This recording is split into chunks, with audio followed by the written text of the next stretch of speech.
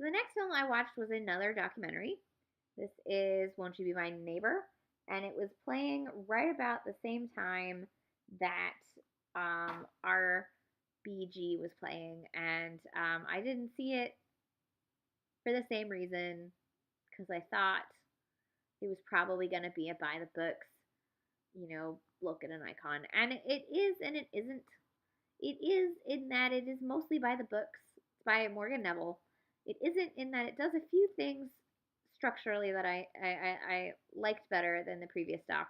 One, it uses animation, original animation, to sort of um, make its thesis point and connect certain aspects. Um, Two, it does not shy away from some of the more controversial aspects of Rogers's career, although I still wasn't 100% happy with the way they talked about the actor that was on the show who was gay and was basically forced to stay in the closet as long as he was on the show. They're like, oh, it was because of this, and it still was a little too aw shucks for me, and not enough, not critical enough of like how shitty that is, of both Rogers and of the time, because it was clearly about of the time. Um, and you have to pick your battles and all of that, but of course you're never going to pick, that battle. At least not at that time. That's just it's frustrating. Um, Frustrated at history there. But I did like the way in which the talking heads sort of illuminated and added insight to why some of the aspects of the show were the way they were, why some of the more key milestone episodes, why they existed, what his reason for having them exist was. There's some great interview footage with Rogers himself, some with his wife, with performers, with producers, all kinds of insight. Um, I think your love of it will probably depend on how much you love Mr. Rogers. I do like Mr. Rogers, and I did watch it as a child, and I'm pretty sure that he taught me to tie my shoes. But um, I don't have the same connection to him as a lot of people. I definitely didn't watch it every day. I didn't. There were a lot of children's television that I either don't remember watching or I didn't watch, even though we did have PBS.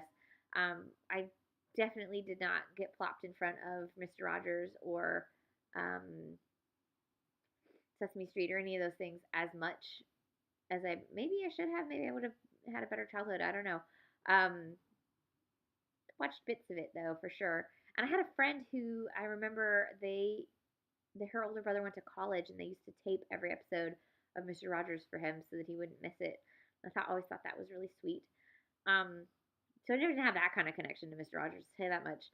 So again, I think your love of this film is gonna really depend on how much you miss Mr. Rogers and how much he meant to you. Um, I thought it was okay. I do think that it's sad that someone like him doing live action kids film, kids television is not was not here for the generation of kids that were raised in the era, the post 9/11 era, and specifically in the school shooting era. I feel like he probably would have made some really important television to help that generation through this mass trauma. Because I don't know that anyone's doing that for them, and he did this for, the generation that grew up watching assassinations and um, Vietnam and Reagan and all of that, So I don't know. Uh, let's see. So that's Won't You Be My Neighbor? It's Morgan Neville. You can rent it and watch it all over the place. Um, it's another documentary that's probably going to get shortlisted, or it was shortlisted. It's probably nominated for an Oscar. It's okay. I wouldn't, hate for it to win or anything, but um, what I've discovered is the more documentaries I watch, the more crowd pleasing a documentary is, the less likely it's actually one of the more formally interesting from this kind of filmmaking. So I just take it with a grain of salt. This is Won't You Be My Neighbor?